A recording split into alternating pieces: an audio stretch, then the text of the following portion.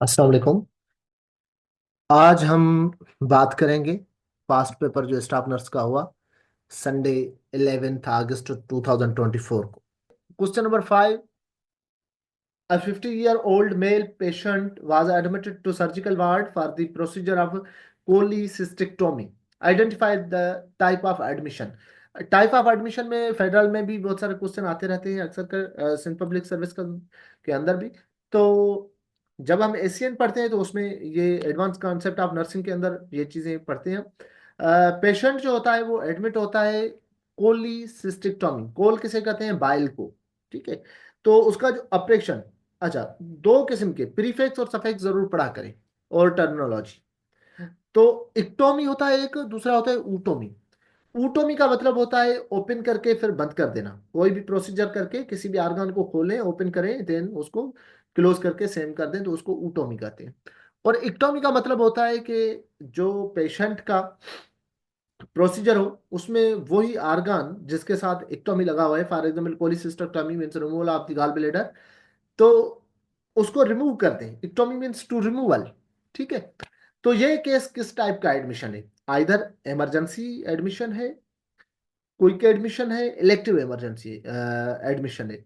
तो ये इलेक्टिव जो है केस है, इलेक्टिव एडमिशन है, जिसमें पेशेंट को एडमिट किया जाता है, प्लान किया जाता है, लिस्ट बनाई जाती है और फिर पेशेंट को उसमें सर्जिकल प्रोसीजर किया जाता है। इसमें एक दूसरा टर्म है ट्राइज। ट्रियाज जो है वो क्या होता है? उसके अंदर हम प्रायोरिटी बनाते हैं। क्या करते हैं? प्रायोरिटाइज्ड करते हैं ट्रीटमेंट के लिए, एलोकेट करते हैं लिमिटेड मेडिकल रिसोर्सेज इफेक्टिवली हम यूज कर सकें। आइडेंटिफाई करेंगे कि पेशेंट को आइधर किस टाइप के एडमिशन की जरूरत है, कौन सी प्रायोरिटी की जरूरत है। आइधर इसमें सिग्रीगेट करेंगे हम पेशेंट को। Actually what is the mean by segregate? Mean separation. कि ज्यादा इमरजेंसी किसको है, ज्यादा तकलीफ किसको है, ज्यादा जरूरत किस चीज की है। तो उसके अमल को हम एक्चुअली कैजुअलिटीज में हम ये करते हैं कि इमरजेंट है, अर्जेंट है, नॉन अर्जेंट है, उसमें बनाते हैं। देन क्वेश्चन नंबर 6 है, the nurse is admitting a patient to oncology ward, what priority nursing diagnosis is most appropriate at the this time. अब देखें, हमने न्यू एरिया में लाए हैं पेशेंट को ऑन्कोलॉजी वार्ड में, उसके अलग प्रोटोकॉल, उसका अलग इन्वायरमेंट है। तो हमारा जो करेक्ट ऑप्शन होगा वो anxiety related to new living environment. हमारी जो नर्सिंग डायग्नोसिस होगी क्या होगी? Anxiety related. कि अच्छा, कौन सी एंजाइटी? वो जो न्यू लिविंग इन्वायरमेंट है उसके हवाले से।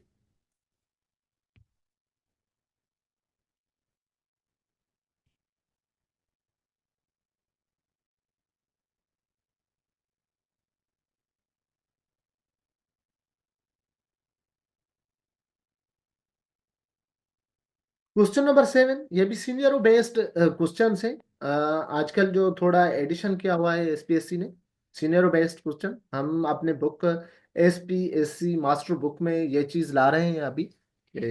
सीनियर बेस्ड क्वेश्चन भी लाए जिस तरीके से एसपीएससी, तो हम कुछ उसमें कुछ 200 to 400 पेजेस और भी ऐड कर रहे हैं और एक अच्छे से उसको ला रहे हैं कि वो उसके बाद पढ़ने के बाद आपको किसी भी बुक की एग्जाम की प्रिपरेशन के लिए कोई जरूरत ना पड़े। तो क्वेश्चन नंबर 7 है, patient comes to the emergency department with a complaint of headache and dizziness. The nurse takes vital initial history and asks about the Caldera scale, which next part of the nursing process. तो just आप देखें, imagine करें nursing process क्या है, उसके बाद nursing process के जो पार्ट्स हैं, की कंपोनेंट्स हैं, वो कौन से हैं। कि सबसे पहले असेसमेंट। अब ये हम जब सारा देख रहे हैं कि पेशेंट को हेडेक की कंप्लेन है, हम वाइटल्स ले रहे हैं, हिस्ट्री ले रहे हैं, तो that comes in the assessment. Then हम क्या करते हैं, असेसमेंट के बाद होता है डायग्नोसिस। तो नेक्स्ट जो स्टेप होगा असेसमेंट के बाद वो कौन सा होगा? डायग्नोसिस होगा। डायग्नोस करने के बाद प्लान करते हैं, प्लानिंग होता है थर्ड पे। फोर्थ पे इम्प्लीमेंटेशन होता है और सिक्स्थ फिफ्थ पे एवेल्युएशन होता है। तो 5 component: assessment, diagnosis, planning, implementation and evaluation. इसकी सीक्वेंस आती रहती है एग्जाम्स में, तो ये आप सीक्वेंस उसकी याद कर ले। Question number 8, which one of following is symptom? Sign और सिम्टम में क्या फर्क है? The sign is the objective indications of any diseases, and symptoms are the subjective experience or feelings reported by the patient. तो hair symptom की बात हो रही है, तो it means the symptom means indication expressed और एक्सपीरियंस और field bye patient. Patient वो रिपोर्ट करेगा कि मुझे ये तकलीफ है, पेशेंट बताएगा, सब्जेक्टिव डेटा में आएगा ये। ऑब्जेक्टिव डेटा और सब्जेक्टिव डेटा भी आप उसे कह सकते हैं कि मुझे ये तकलीफ है। देन ऑक्सीजन सेचुरेशन साइन है, क्योंकि हम ये खुद चेक करते हैं। ब्लड प्रेशर साइन है, हम खुद चेक करते हैं। स्वीटिंग हम खुद देखते हैं, ठीक है। देन नमनेस जो है वो हम नहीं देख सकते, वो पेशेंट हमें बताएगा कि मुझे जो है नमनेस हो रही है, ठीक है। तो इसका जो करेक्ट ऑप्शन होगा, करेक्ट आंसर होगा, वो होगा सी, नमनेस इन हैंड्स। उसके बाद क्वेश्चन नंबर 9 है, which part of brain is responsible for the temperature regulation?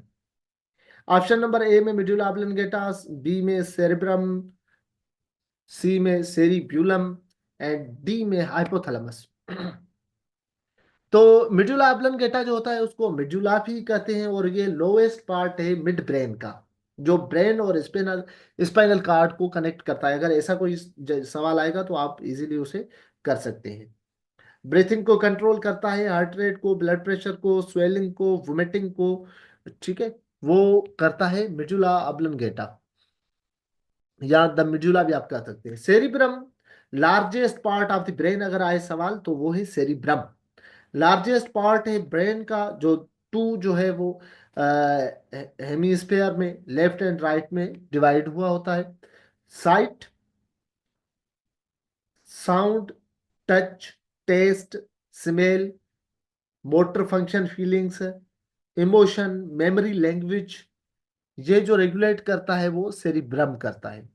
Hypothalamus जो है वो रेगुलेट करता है